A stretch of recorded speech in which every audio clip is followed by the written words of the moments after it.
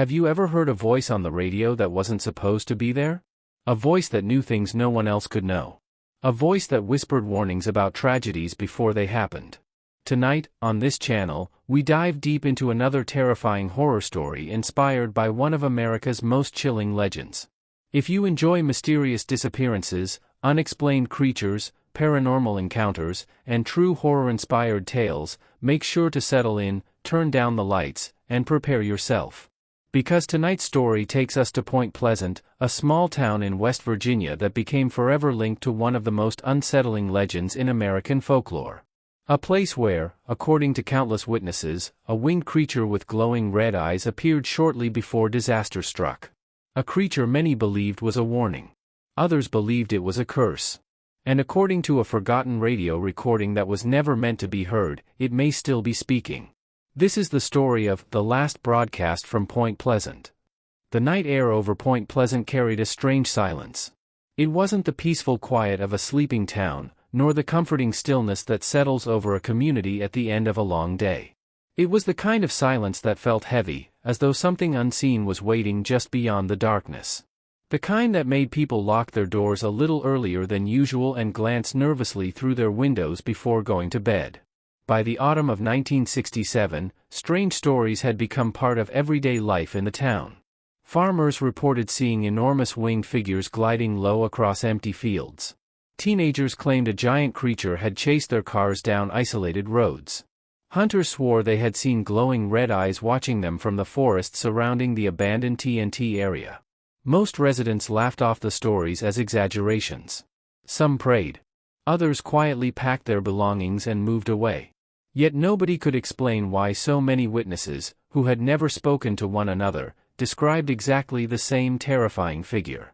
At the center of Point Pleasant stood a modest brick building that housed radio station WPPM.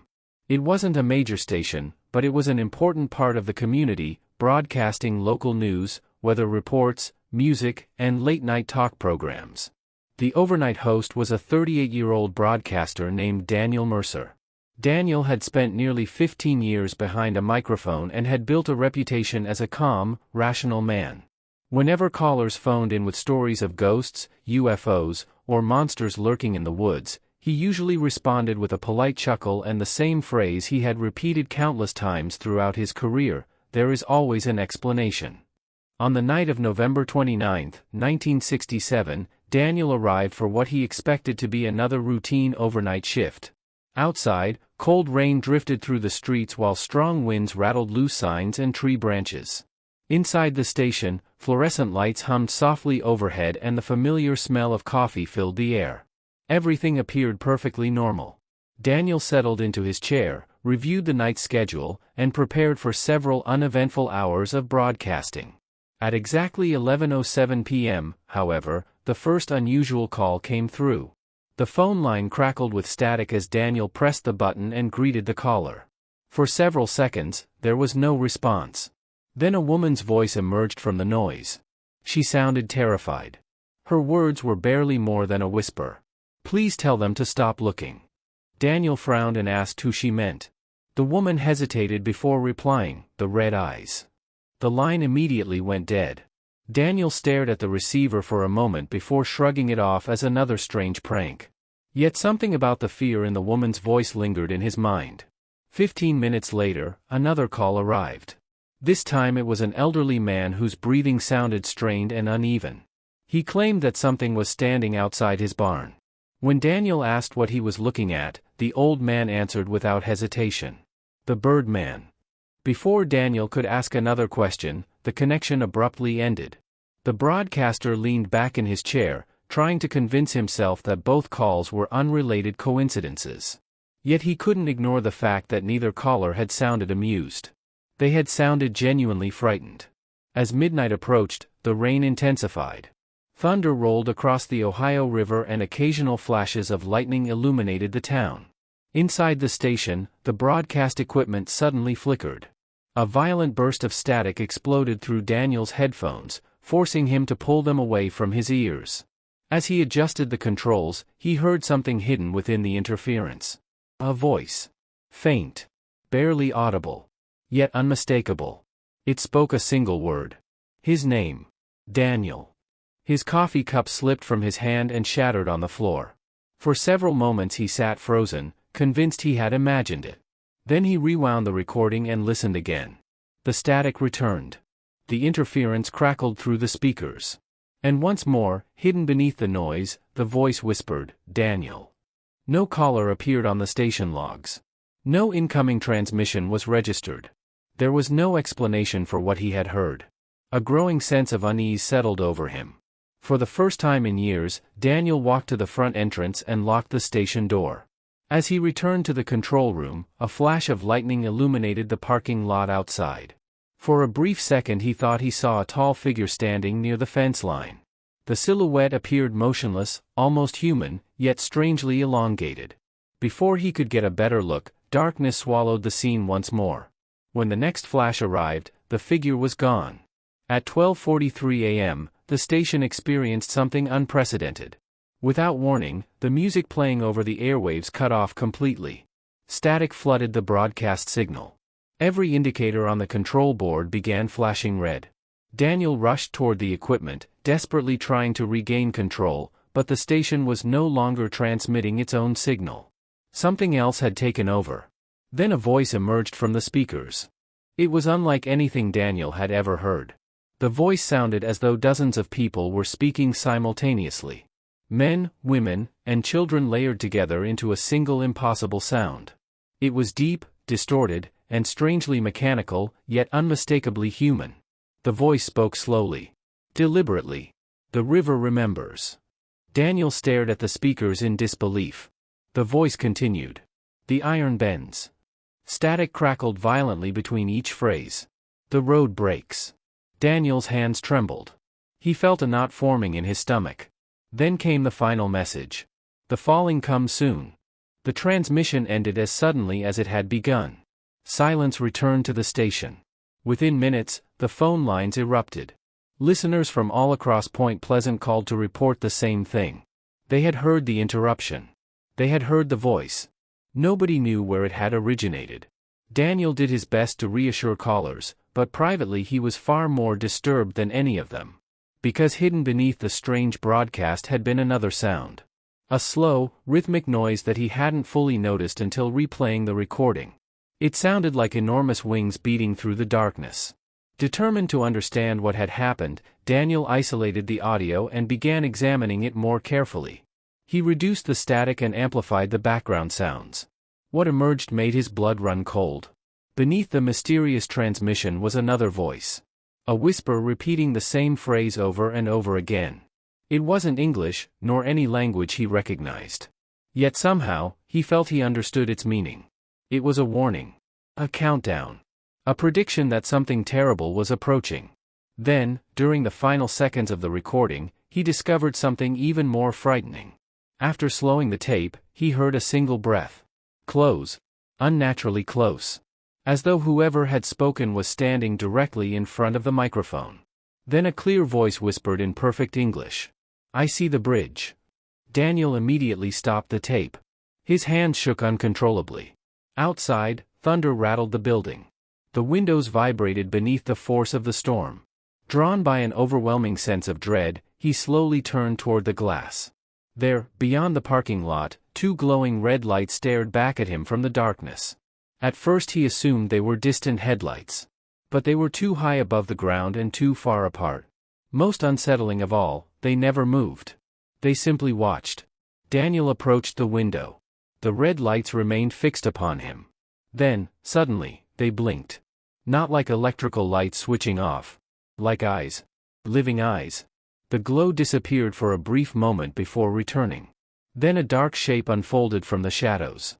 Massive wings stretched outward into the storm, far larger than those of any bird. The creature stood motionless for only a second before launching itself into the night sky. Lightning flashed across the clouds as the enormous figure rose into the storm and vanished from sight. Daniel remained frozen beside the window long after it disappeared. Deep down, he knew what he had seen. The stories that had terrified Point Pleasant for months were real. The creature existed. And somehow, impossibly, it had just spoken through his radio station. Yet as he slowly turned back toward the control room, He noticed something that made his heart stop. The recording equipment had activated by itself. A fresh reel was spinning. And from the speaker came a faint whisper, softer than before, but unmistakably clear. "Tomorrow, I will tell you what comes next." Daniel stared at the spinning reel as though it were a living thing. The whisper faded into silence, but the tape continued to turn on its own. He slowly approached the recorder, every instinct telling him to stop it, yet curiosity held him in place. The station was empty. He was certain of that. No engineers. No guests.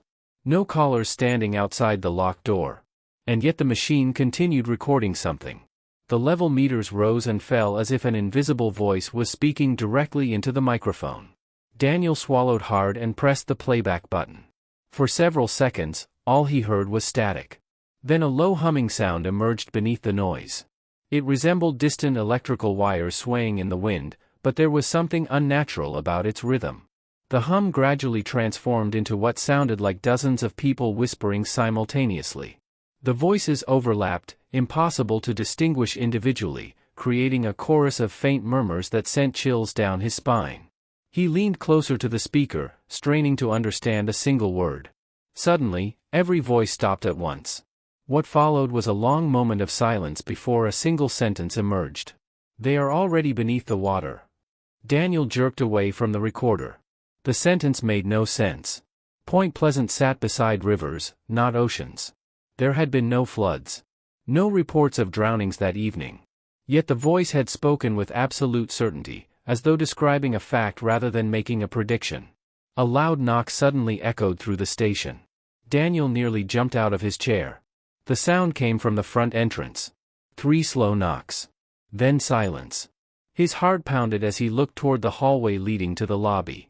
Another series of knocks followed, louder this time. Whoever, or whatever, stood outside had not left. Trying to steady his nerves, Daniel grabbed a flashlight from a nearby drawer and walked toward the entrance. The hallway seemed darker than usual. The fluorescent lights flickered overhead, casting strange shadows across the walls. As he approached the door, he peered through the narrow glass window. No one was there. The parking lot was empty. Rain continued falling steadily beneath the glow of the streetlights. Daniel exhaled in relief. Then he noticed something on the ground directly outside the door. A single feather.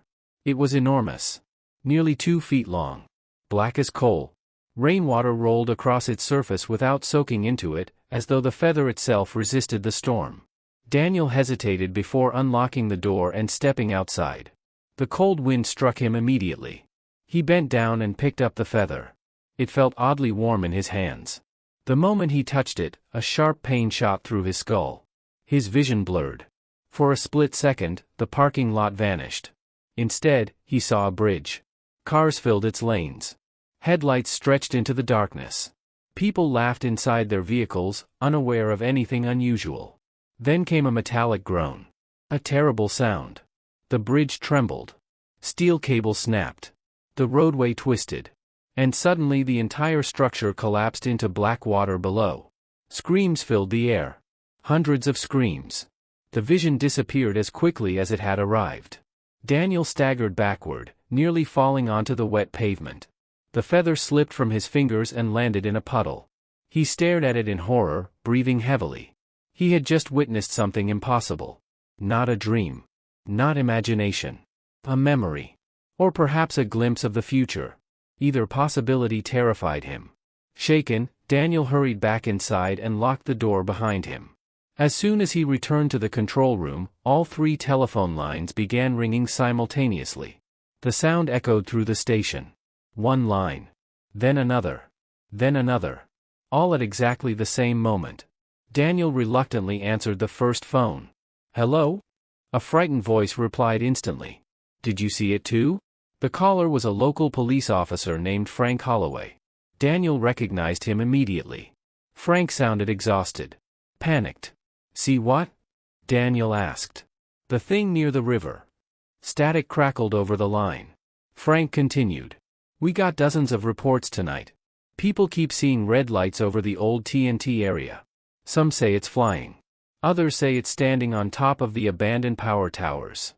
Daniel remained silent. Frank lowered his voice. "Daniel? I think it's watching the town. Before Daniel could respond, the line went dead. He immediately answered the second phone. A woman was crying uncontrollably. It's outside my window. Daniel felt his stomach tighten. What is? The eyes. Thunder boomed overhead. The woman sobbed harder. It keeps looking at my children. Then the call abruptly disconnected. Daniel reached for the third line. What he heard next would haunt him for the rest of his life. At first, there was only static. Then came the sound of wings. Slow, heavy, powerful.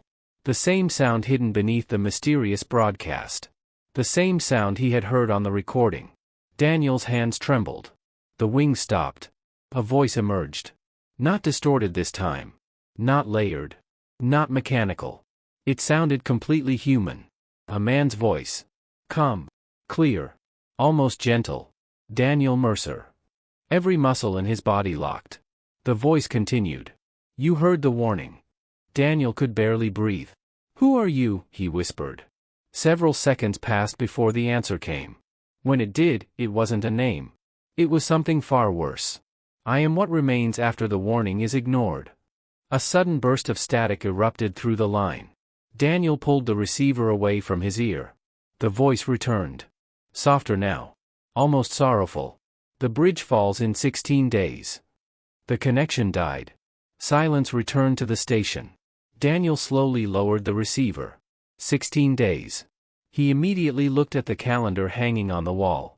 December 15, 1967. The date landed like a hammer blow. His mind raced. The bridge. The vision. The warning.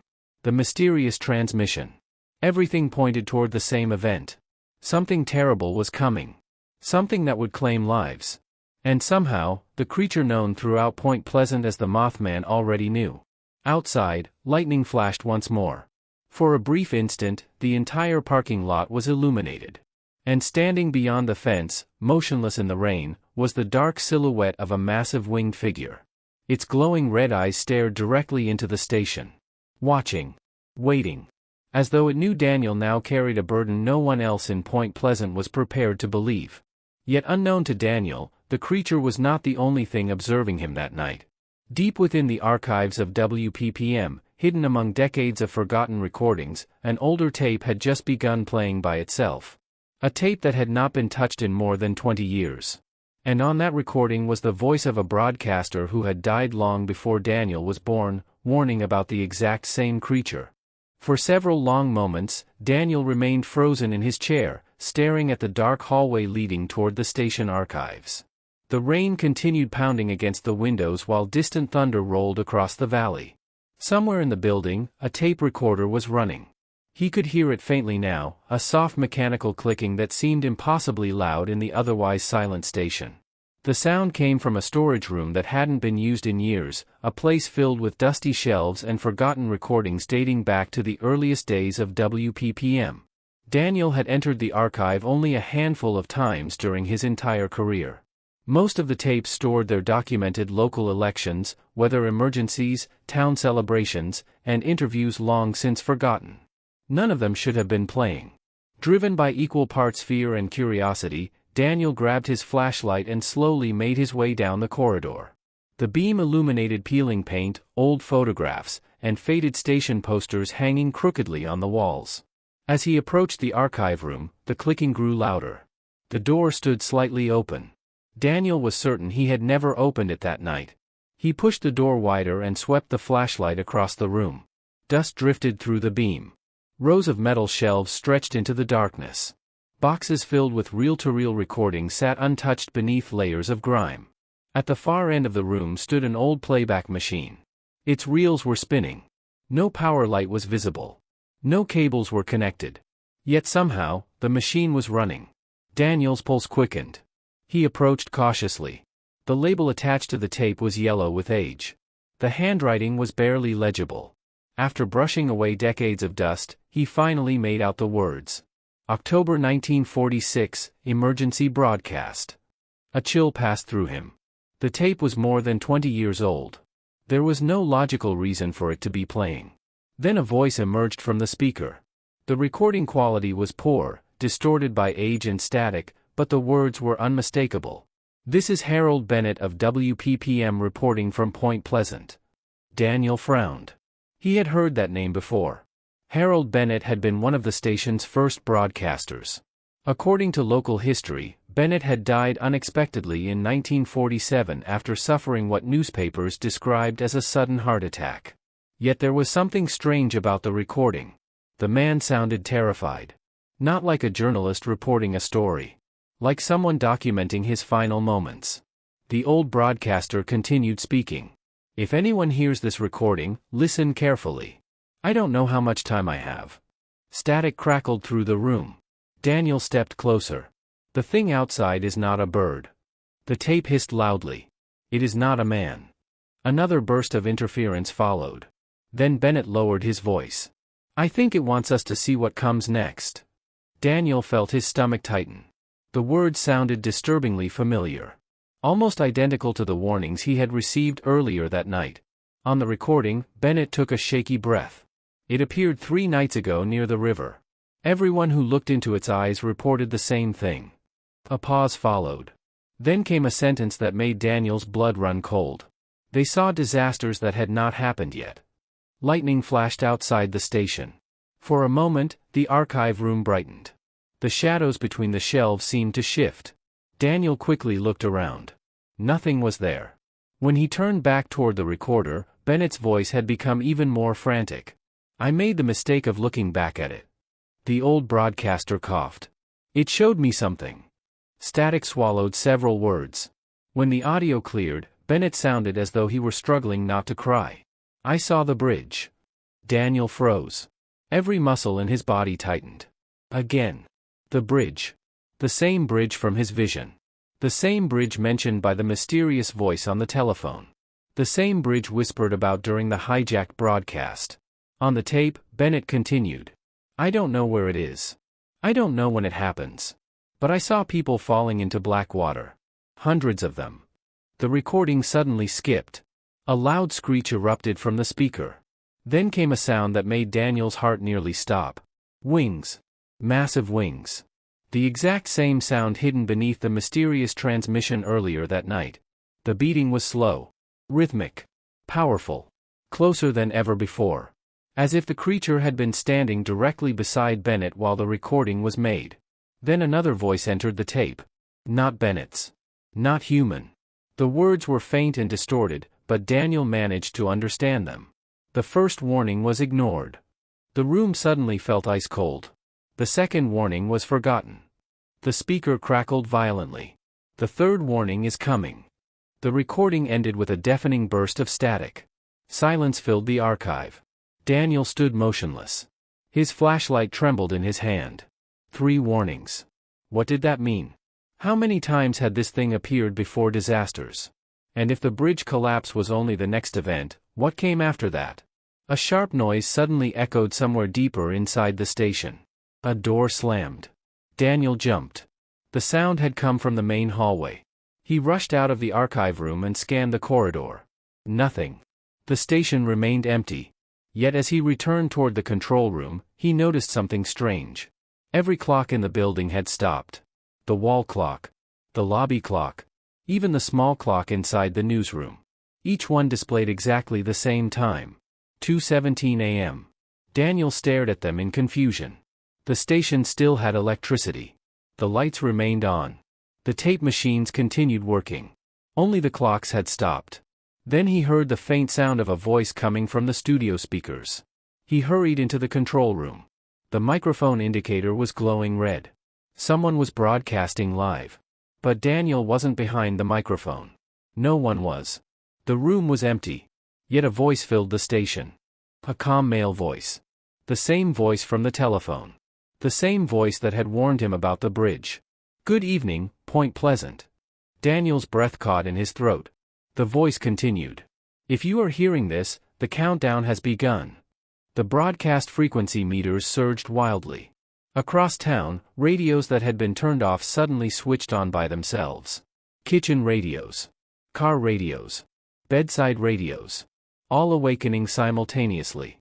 And from every speaker came the same impossible transmission. 16 days remain. Outside, Dogs began barking throughout Point Pleasant. Porch lights flickered. Residents stepped to their windows. Many would later report seeing something enormous circling high above the town beneath the storm clouds. Something with glowing red eyes. Something that never flapped its wings yet somehow remained suspended in the darkness. Back inside WPPM, Daniel watched in horror as a sheet of paper slowly emerged from the station's dormant teletype machine. The machine hadn't received a message in hours, yet the paper continued feeding outward on its own. Letters appeared one by one as invisible commands typed themselves across the page. Daniel slowly approached. The message was short. Only a single sentence. But it made his blood run cold. The next broadcast will come from the bridge. And beneath that sentence, typed in perfect alignment as though produced by some unseen hand, appeared a date. December 15, 1967. Daniel stared at the message for what felt like an eternity. The paper trembled slightly in his hands, though he couldn't tell whether it was caused by the machine or by his own shaking fingers. December 15, 1967. 16 days away. Every warning, every strange call, every impossible transmission seemed to point toward that date. He wanted to dismiss it all as a prank, a coincidence, or perhaps the result of exhaustion. But deep down, he knew those explanations no longer made sense. Too many people had heard the broadcasts. Too many witnesses had reported seeing the same winged figure. And now an old recording from 20 years earlier had described events that were unfolding exactly as they were happening. The remainder of the night passed in a haze. Daniel attempted several times to contact local authorities and explain what was occurring, but each time he started describing the broadcasts, he found himself sounding increasingly irrational. What evidence did he truly have? A mysterious voice on the radio. Strange phone calls. A vision triggered by an enormous black feather. No police officer was going to shut down a bridge because a radio host claimed a winged creature had predicted a disaster. By dawn, exhaustion had settled into his bones. Yet when the first sunlight crept over Point Pleasant, he noticed something disturbing. The storm had passed. The streets looked normal. People went about their routines. Children waited for school buses. Shop owners unlocked their doors. It was as though the terror of the night had never happened. But the town was changing. Over the next several days, reports increased dramatically. The switchboards at WPPM became overwhelmed with callers describing strange encounters. Some claimed they had seen red eyes staring through bedroom windows. Others reported hearing voices outside their homes late at night. A truck driver swore a massive winged figure had landed on the road in front of him before vanishing into thin air. Every story sounded impossible. Yet every witness described the same overwhelming feeling when they encountered the creature: dread. A certainty that something terrible was approaching. Daniel began documenting everything. He filled notebooks with names, dates, locations, and witness accounts. Soon a pattern started to emerge. Nearly everyone who reported seeing the creature also reported experiencing vivid dreams afterward. The dreams varied in detail, but they all shared one common element. Water. Dark water. Cold water. Water filled with debris and screams. Some dreamed of sinking beneath a river while unseen hands reached up from below. Others dreamed of standing on a bridge that suddenly began to shake beneath their feet. Many woke up unable to remember the full dream, yet the fear remained with them throughout the day. The most unsettling account came from a local woman named Eleanor Price. She arrived at the station one afternoon carrying a notebook clutched tightly against her chest. Her face was pale, and dark circles surrounded her eyes. She told Daniel she had not slept properly in nearly a week. Each night, the same dream returned. She stood beside a river under a black sky. Across the water stood the winged creature. It never moved. It simply watched her. Then, every night, it spoke exactly the same words. The bridge is only the beginning. When Eleanor repeated those words, Daniel felt a knot form in his stomach. Only the beginning. The phrase haunted him long after she left. That evening, Daniel reviewed every recording collected during the past week. Hundreds of hours of calls, interviews, and strange broadcasts filled the station archives. Around midnight, he discovered something he had somehow missed before. Hidden beneath one of the mysterious transmissions was a faint background sound. It was barely audible unless the volume was increased to an uncomfortable level. Curious, Daniel isolated the noise and amplified it. At first, it sounded like random interference. Then he realized it was a voice. Several voices. Dozens of voices. They were speaking simultaneously, creating an unintelligible wall of whispers. Daniel spent nearly an hour adjusting the recording until individual words finally became clear. What he heard caused the blood to drain from his face. The voices were repeating names. Hundreds of names. Men. Women. Children. One after another. An endless list. Some names belonged to current residents of Point Pleasant. Others belonged to people who had died years earlier. As Daniel listened, he noticed something even stranger. The voices weren't speaking the names randomly. They were reading them. Like names on a list. A passenger list. A victim list. The realization made his stomach turn. Suddenly, another voice emerged above all the others. A familiar voice. The same human-sounding voice that had spoken to him through the telephone. This time it sounded weary. Almost sad. The dead remember. The station lights flickered. The living refuse. A burst of static erupted. Then came the final sentence. The river takes both. The recording ended abruptly. Before Daniel could process what he had heard, every light inside the station went out. Darkness swallowed the room. The hum of electrical equipment ceased instantly. Power failure. The entire building fell silent. Daniel sat motionless, listening. At first there was nothing. Then he heard footsteps. Slow footsteps. Somewhere in the hallway outside the studio. His pulse quickened. The station should have been empty. Yet the footsteps continued. One step. Another. Then another. They moved with deliberate slowness, approaching the control room. Daniel reached for his flashlight. His fingers found it just as the footsteps stopped outside the door. Silence returned. The darkness felt suffocating. Then came a knock. 3 slow taps against the door. The exact same pattern he had heard on the station entrance several nights earlier. Daniel remained frozen. Another knock followed. Then another. The handle slowly began to turn. His breath caught in his throat. The door creaked open. The flashlight beam trembled as he aimed it toward the doorway. At first he saw nothing. Then a shape emerged from the darkness. A man. Or at least something that resembled a man. He wore an old-fashioned suit soaked with water. Mud clung to his shoes. His skin appeared unnaturally pale, almost gray. Most disturbing of all were his eyes. They were completely black. Not empty sockets. Not shadows. Black eyes. Like deep pools of water. The figure stared at Daniel without speaking. Water dripped from his clothing onto the studio floor. Drip. Drip. Drip. Then the man finally opened his mouth. When he spoke, his voice sounded as though it came from a great distance. We heard the broadcast. Daniel couldn't move. The figure took a slow step forward. We heard it from below. A cold sensation spread through the room. More footsteps echoed from the hallway. Not one person. Several. Daniel turned his flashlight toward the corridor. His heart nearly stopped. Dozens of figures stood there. Men. Women. Children. All soaked. All silent. All staring directly at him. And every one of them had the same black eyes. The first figure pointed toward the window overlooking the town. Then he whispered something that Daniel would never forget. He is trying to warn you. Before Daniel could respond, lightning flashed outside. The entire studio illuminated for a brief second. When darkness returned, every figure had vanished. The hallway stood empty. The room was silent once more. Only the wet footprints remained. A trail of muddy footprints leading across the floor toward the station window. Toward the river. And as Daniel followed the trail with his flashlight, he noticed a final message written across the glass in water droplets that had not been there moments before. 3 words. Simple. Terrifying. Look underneath.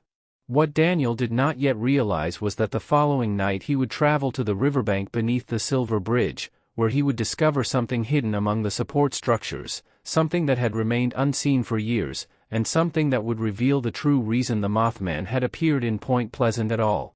Daniel never forgot the words that appeared on the station window that night. Look underneath.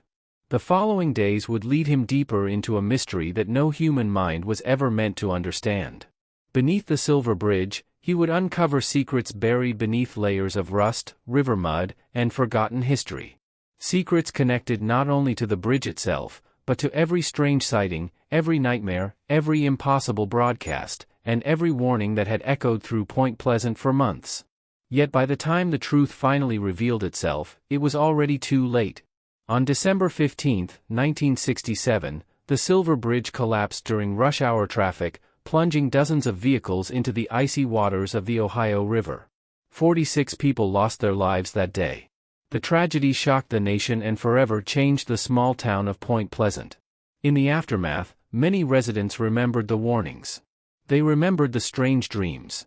They remembered the sightings.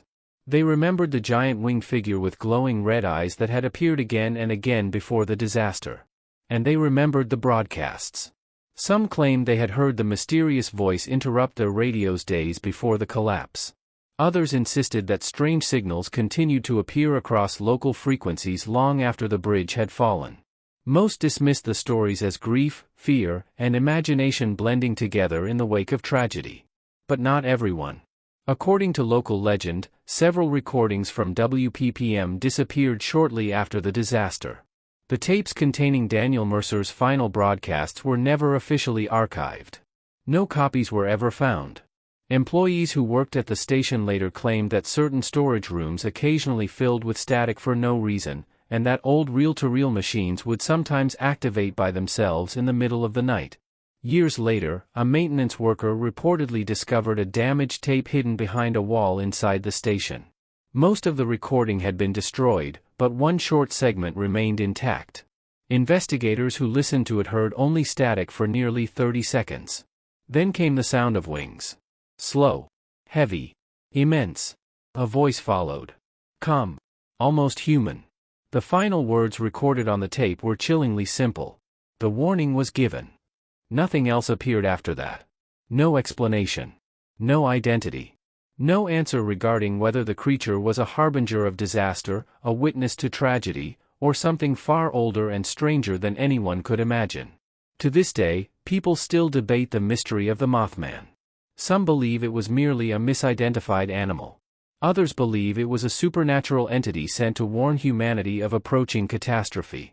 And a few insist that somewhere in the darkness, beyond the reach of ordinary understanding, it is still watching, waiting, observing, appearing only when something terrible is about to happen. Perhaps the most unsettling question is not whether the creature existed. Perhaps the real question is this: if a warning arrived before the next disaster, would anyone listen? Thank you for joining us on this journey into one of America's most chilling legends. If you enjoy horror stories, paranormal mysteries, urban legends, and unexplained encounters, don't forget to like, subscribe, and turn on notifications so you won't miss our next terrifying story. Until next time, keep the lights on, check your windows one last time before you sleep, and remember, some warnings are meant to save lives. Others are only meant to make sure you're watching when the darkness arrives.